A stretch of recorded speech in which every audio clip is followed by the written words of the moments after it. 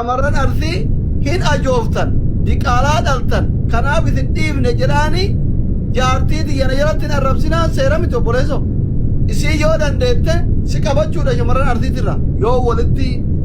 booksii deebiifnaa taate jechi jechaan deebuu haa taatu mana siidhachuudha yoo karaa nagayaa barbaadde immoo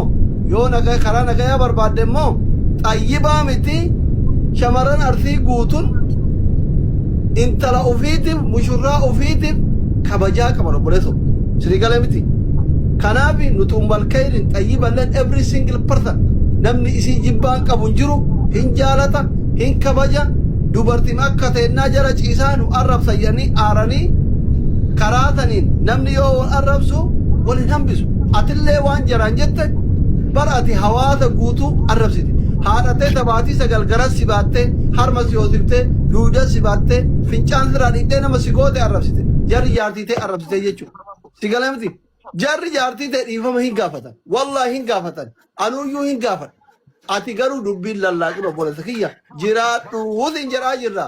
kursii kabajaa kana ujalaan fuudhinii sin jedhutti jiraan maa ol utaalta taraa takka jiraite jaarsonni mana asriidhan jette taraa takka jaartiitii yana gaanaa gaafadhaa jette taraa takka giiftii naa kennaa jette siraan dhabne nuti kasi kadhataa jirru ati nuuf minima adellam yeraasik nuuroo namiti nooroo inji ummata kanan jiraachiftu akkatti ufittummaan sitti hin dhagayamini jaartiin teellee yoo mana keessaa si gorsaa jiraatte tara gaagi ummal kaydaas jala jirta mucaa qilleensatti hin buusin guddaa meeqatu ka walit qabee warra Dubaay guutuu sadaqaa nyaachisaa ture amma kufee lafa jira guddaa meeqatu ka barreen gaddaa isin wajjin bashannanaa ture amma du'ee qabrii jira duniyaan ergisa sini galame yeroo tokko tokko ani waan akkatti nama keessaa akka waxii shiroo takkattaku hin beeka tara gaagu iraasachuun arra gaagu gaarii miti wallaahi gaarii miti ani baalaansi natti tolaa yoo ummal khairin waa jette xayyibaan obboleettii isiitti waa jette ufiin jette anaan jette seenaatiyyaan jette dhiifama aniin gaafachiisa ummal khairin xayyibaan ol kaatee dhiifama gaafate ati nagariin qosoqqosin bal'isi yaade an siif jechaa jira wallaahi siif yaadeti ani kan ummata kanoo dhaabbataa jiruuf si galee miti namni guutuun akka an si ani qoosaa barreeffama miira namaa laaluuf poosti godhe taaksira godhe waa takka hin jenne mammaakuma qofa dhaqi ilaale waan jedhu koomentii jira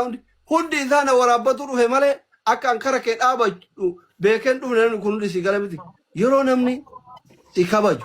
si jaalatu akka atin kufneef of si qabu akka foon harree daaraa keessatti gadi hin gangalatin kiyaadhaan siif jedhaa jira wallaahi gadi hin gangalatin si galee dubbii ummata jaarsonni illee achitti haa fixatanii ati amma ummata kanaan nagaya buusa hojjette obboleesso viidiyoo banadhu nama oromiyaa keessa jiru tokko galtii hin seensifna arsirraa magaalaa fedherraa haa ta'u haadha oromoo takka buna biti sukkaara biti zayitii biti guftaa shaashii bitii fi nurraa gammachiisi yoo sanarratti tartee xayyibaa miti dhalaan arsii takka siif jaartii keessatti illee dubbatte